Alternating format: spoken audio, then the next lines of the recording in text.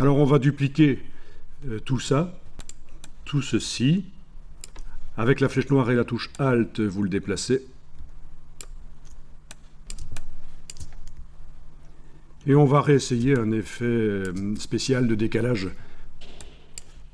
Objet, tracé, décalage. Alors, il faut que je vous dise que si vous devez aller souvent dans un menu chercher une fonction, il faut bien sûr utiliser le raccourci clavier. Parce que chaque fois aller dans le menu... Alors ici, pendant la formation, je vais souvent dans les menus alors que je pourrais utiliser des raccourcis clavier. C'est parce que c'est une formation et je veux montrer visuellement où ça se trouve dans le menu et qu'on voit le nom de la fonction. Tout ça, c'est plus intéressant quand on apprend.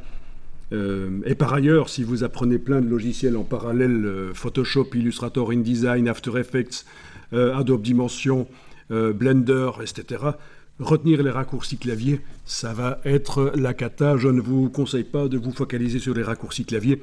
C'est souvent chez les tout débutants qu'on a cette obsession des raccourcis clavier. Voilà. C'est d'ailleurs une plaie quand on donne des formations dans les écoles. Parfois, il y a le petit qui connaît les raccourcis et qui, chaque fois qu'on parle d'une fonction dans le logiciel, il donne le raccourci clavier. Tout ça, c'est bien sympathique jusqu'à ce que, en fait, le petit, il se trompe, en fait, et il enduit les autres dans l'erreur. Avec des faux raccourcis clavier. Donc voilà, c'est typique. Les raccourcis clavier, vous ne focalisez pas là-dessus. C'est vraiment quand vous serez en production, dans le même logiciel souvent, que ça vaudra la peine de commencer à les apprendre. Mais alors, je voulais vous dire que, voilà, cette fonction qu'on est en train d'aller chercher là, objet tracé décalage, n'a pas de raccourci clavier. Il est bien sûr possible de lui en mettre une. Et ça se fait par le menu édition, raccourci clavier. Dans les logiciels Adobe, on peut ajouter des raccourcis clavier on peut modifier des raccourcis clavier existants déjà, si jamais ça entre en conflit avec d'autres logiciels qui sont ouverts sur l'ordinateur. Ça entre en conflit avec d'autres logiciels qui sont ouverts sur l'ordinateur, donc on peut éventuellement être amené à changer un raccourci clavier. Ou parce qu'on a l'habitude d'un autre logiciel, et dans l'autre logiciel, le raccourci clavier, c'est comme ça. Mais le plus intéressant, et ce qu'on fait le plus souvent quand on va dans l'éditeur de raccourci clavier, dans le menu édition raccourci clavier, c'est pour ajouter un raccourci à une fonction qui n'en a pas. Et donc, si je vais souvent là, il faudra que j'aille mettre un raccourci clavier. Même chose pour ici. Voilà, bel exemple. Je suis certain que dans votre Illustrator, menu objet tracé simplifié, n'a pas de raccourci clavier. Il n'est rien indiqué ici chez vous. Parce que ça, c'est un que j'ai créé pour cette fonction-là. Alt, commande, $. Oui, c'est $, je pense bien que j'avais mis. Alt, commande, $, bien que ça n'apparaisse pas tel quel. C'est un raccourci que j'ai créé pour ne pas devoir chaque fois aller dans objet, tracé, simplifié. Comme c'est quelque chose qui est utilisé assez souvent. Voilà, donc ça, je vous montrerai les raccourcis clavier parce que c'est quand même très utile. Et je vous montrerai aussi que dans tout logiciel sur l'ordinateur, il est possible de leur ajouter un raccourci clavier. Parce que vous vous dites, oui, c'est bien, c'est chez Adobe, dans le menu édition, raccourci clavier, on peut ajouter un raccourci clavier, mais quid de mon logiciel que j'utilise souvent, qui n'est pas Adobe, et il y a des fonctions, je voudrais ajouter des raccourcis clavier, mais malheureusement, il n'y a pas l'éditeur de raccourcis clavier dans mon logiciel. Et bien, par l'ordinateur, à un certain endroit de l'ordinateur, qu'on soit sur Windows ou sur Mac, il est possible d'aller ajouter au logiciel des raccourcis clavier. Voilà, fin de la parenthèse sur les raccourcis clavier. On était donc dans objet, tracé, décalage. Voilà. Alors, la case aperçue est cochée, bien sûr. Je vous rappelle que si elle n'était pas cochable, ça veut dire qu'il n'y a aucun objet qui a été sélectionné, mais elle est là cochée, pas de problème. Et vous allez pouvoir vraiment exagérer. Donc, je vais mettre 2, touche tabulation. Donc, j'ajoute du décalage sur un objet qui avait déjà du décalage. Essayons 4, touche tabulation. Ok, ça a l'air pas mal. Ouais. Donc, j'obtiens un gros pâté, en fait. Un gros pâté, quand je clique sur OK, si je clique à côté, on n'arrive plus à lire. Mais c'est intéressant, vous allez voir. À quoi ça pourrait servir? Vous voyez ce qu'on pourrait faire avec ça? Oui, ce serait une possibilité. Alors, de jouer avec les couleurs ou de s'en servir comme masque, oui.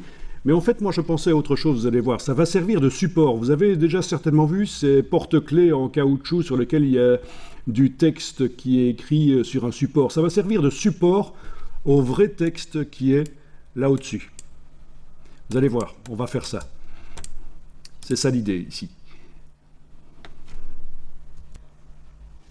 Voilà, j'ai juste tapé dans Google Rubber Key Holder et je tombe sur quoi voyez, ce dont je parlais, ce genre de choses en fait.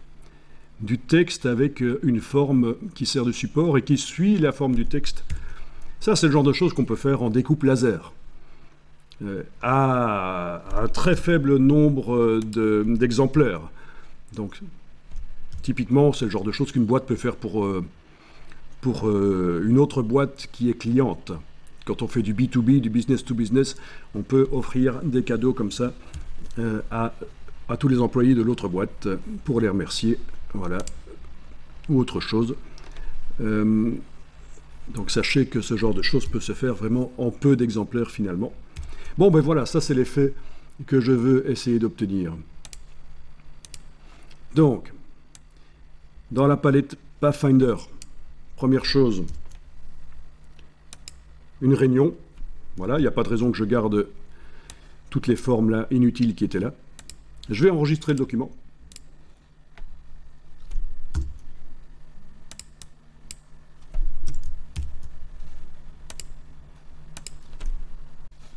Je sélectionne l'objet.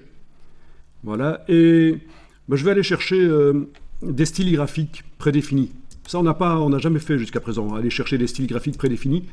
Je vous ai peut-être pas montré qu'il en existe... non, je vous ai pas encore montré qu'il en existe aussi plein sur le web. Donc, les styles graphiques. Menu fenêtre, style graphique. Donc, il y en a déjà quelques-uns dans la palette. Vous pouvez tester. Vous voyez ce que ça donne. Donc, il y a des styles graphiques qui tentent de créer un bord, comme s'il y avait un bord, une épaisseur à l'objet. Il faut savoir que, objectivement, par rapport à Photoshop, Illustrator est un peu plus compliqué pour la création de simili-bords.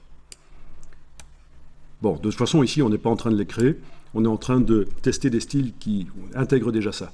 Alors, dans le bas de la palette style graphique sur la bibliothèque ici,